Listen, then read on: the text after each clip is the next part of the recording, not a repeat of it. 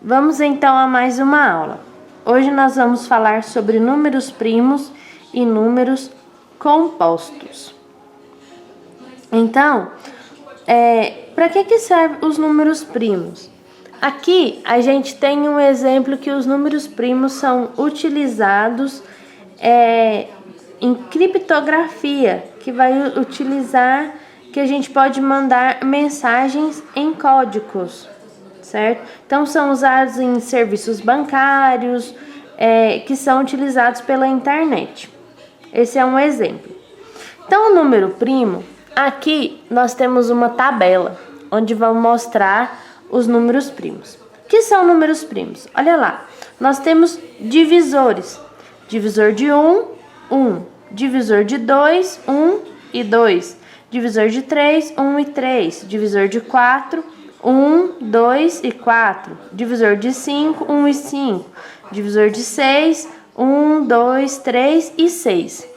Assim, segue até o 14. A gente tem vários exemplos.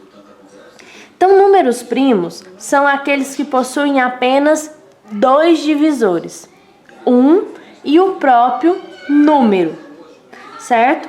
Os números que possuem mais que dois divisores são denominados números compostos. Então, aqui nós temos o seguinte, olha lá, ó, 1. O 1, ele tem apenas um divisor, né? Que é ele mesmo. Então, o 1, ele não é número nem primo e nem composto. O 2, 1 e 2. Então, o 2 é o número primo. Então, 2 é o primeiro número primo e ele é o único número primo par. Então, não existe outro número primo par a não ser o 2. O 2 é o único número primo par.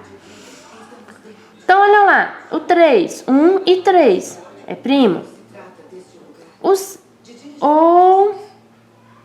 5, 1 e 5, primo. 6, 1, 2, 3 e 6. Tem mais que dois divisores. Então, ele é um número composto, certo? Como que eu vou descobrir quais números são primos? Então, aqui a gente tem um exemplo. Que é o quê? Aqui chama-se crivo de Eratóstenes. Então, o que nós temos aqui, ó? Primeiro, ele riscou o número 1, por quê? Porque o 1 não é primo e nem par, certo? Segundo, ele circulou o número 2. Quando ele circulou o número 2, ele riscou todos os múltiplos de 2. 2, 4, 6, 8, 10, 12, 14, 16, 18, 20, 22, 24 e assim até os 60. O que ele fez? O próximo número que não estava marcado, 3. Ele pegou 3 e circulou 3. Circulou 3, riscou todos os múltiplos de 3. 6, 9, 12, 15, 18 e assim até chegar no 60. Continuou. Circulou o próximo número que não estava marcado, 5. E riscou todos os múltiplos de 5. 10, 15, 20, 25, 30, 35, 40, 45, 50, 55, 60. E assim ele foi fazendo. Circulava o próximo número que não estava marcado e riscava os múltiplos desse número. Assim, ele encontrou os números primos de 1 até 60, certo? Que são, olha eles aí, ó, 2, 3, 5, 7, 13, 17, 19, 23, 29, 31, 37, 41, 43, 47, 53, 59. Esses são os números primos entre 1 e 60, né? Só que eu tenho outra maneira mais fácil de eu encontrar os números primos, que é como? É fazendo a divisão. Então, eu vou dividir esse número por números primos. Então, eu tenho aqui, ó. O que eu tenho aqui, ó? Eu tenho o seguinte. Eu quero descobrir qual é o número, se 173 é primo ou se ele é um número composto. Como que eu vou fazer dessa forma?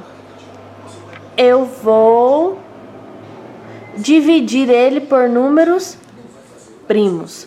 Olha lá, o que eu fiz? Eu dividi pelo primeiro número primo, que é 2. Deu uma exata? Não, sobrou o resto 1. Dividi por 3, que é o segundo número primo. Deu exato? Não, deu um resto 2.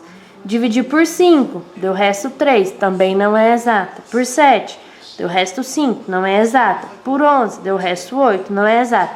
Por 13, deu resto 4, não é exata. Como que eu vou descobrir se esse número é primo? Todas essas divisões que eu fiz, olha, até eu encontrar um quociente que é igual ao meu divisor. Ó, o meu quociente foi 13, o meu divisor também é 13. Então, eu cheguei no final das minhas divisões. Só que eu não obtive nenhuma divisão exata. Então, isso me indica que esse número é primo, porque ele vai ser divisível apenas por 1 e por ele mesmo, por ele próprio, certo?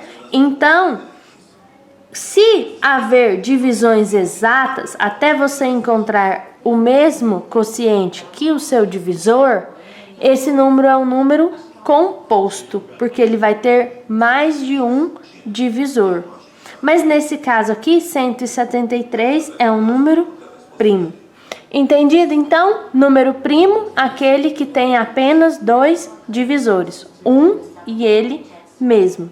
Número composto tem mais que 2 divisores. Então, boas atividades, façam com atenção, com cuidado e até a próxima.